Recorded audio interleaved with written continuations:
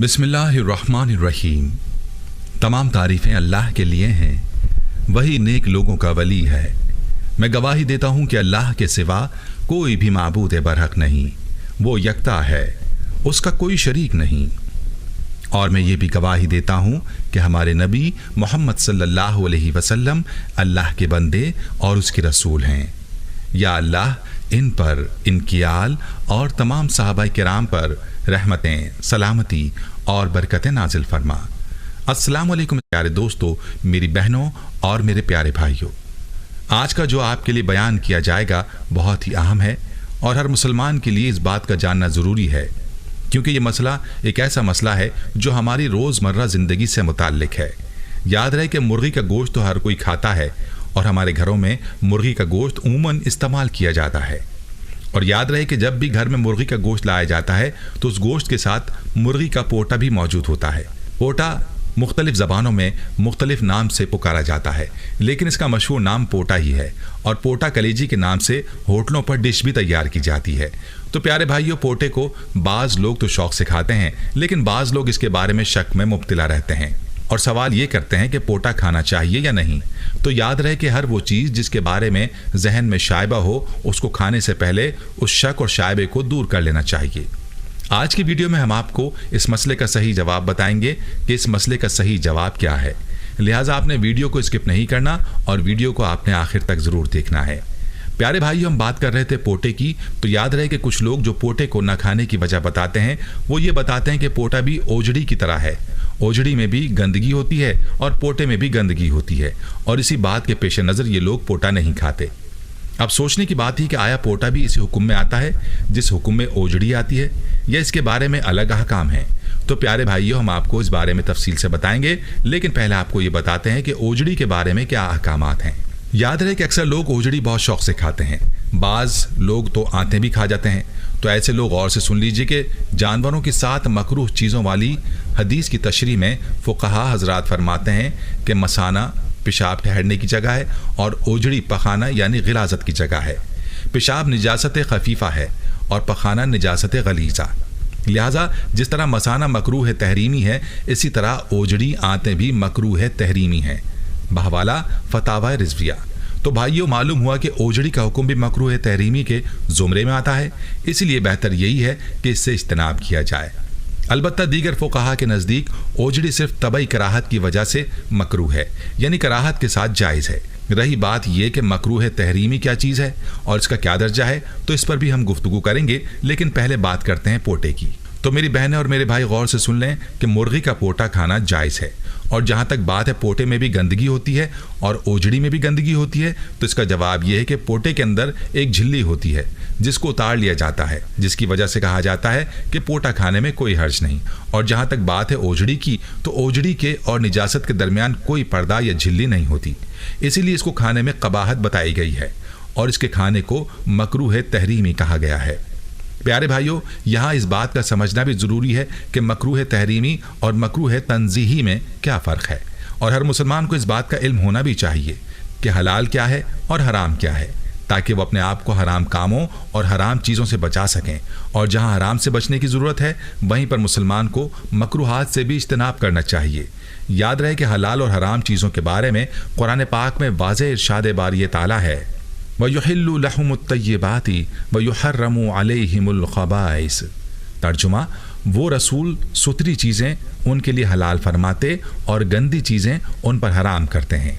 सूरह आराफ आयत नंबर 157।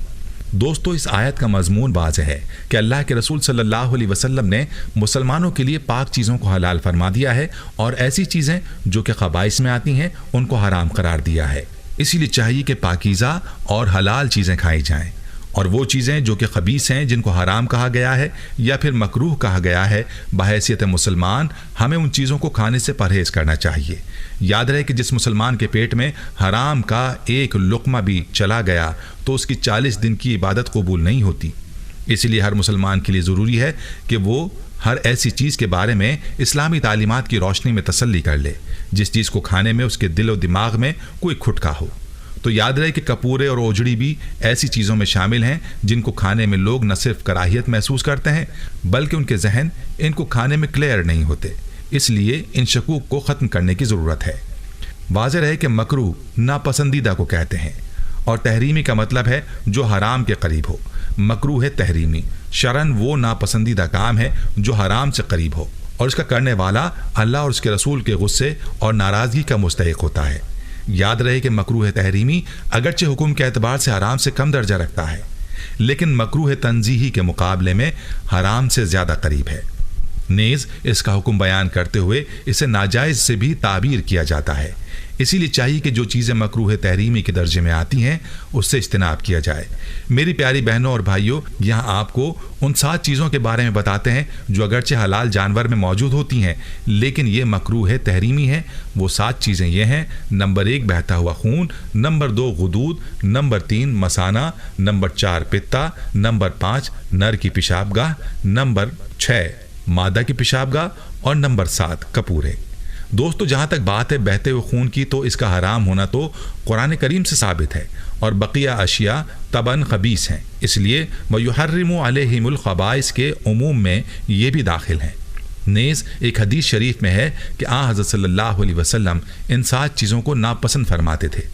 दोस्तों, याद रहे कि कुरान पाक की सूरह आराफ आयत नंबर 157 में वाज़ेह इरशाद बारी ताला है कि वो रसूल सुथरी चीज़ें उनके लिए हलाल फरमाते और गंदी चीज़ें उन पर हराम करते हैं। और इस आयत की तफसीर में यह हदीस बयान हुई है कि मुजाहिद रज़ी अल्लाह ताला अन्हु से रिवायत है कि रसूलुल्लाह सल्लल्लाहु अलैहि वसल्लम ने बकरी के ये अज्जा मकरूह करार दिए हैं: आला तनासुल, खसिए, अगली पेशाबगाह, गिल्टी, पित्ता, मसाना और खून। कराहियत से मुराद कराहियत तहरीमा है। दलील यह है कि हुजूर सल्लल्लाहु अलैहि वसल्लम ने खून के साथ बाकी 6 चीज़ें भी जमा फरमाई और बहता खून तो हराम है, लिहाजा ये भी हराम है। दोस्तों, इस हवाले से इमाम अबू हनीफा रहमतुल्लाह अलैह से मरवी है कि खून हराम है और इसमें 6 चीज़ों को मकरूह समझता हूँ। यानी आप रहमतुल्लाह अलैह ने बहते खून पर हराम का नाम बोला और बाकी 6 को मकरूह कहा, इसलिए कि हराम मुतलक वो है जिसकी हुर्मत यानी हराम होना दलील कतई से साबित हो और बहते खून का हराम होना तो दलील कतई से साबित है। आखिर में बात करते हैं कपूरों के हवाले से।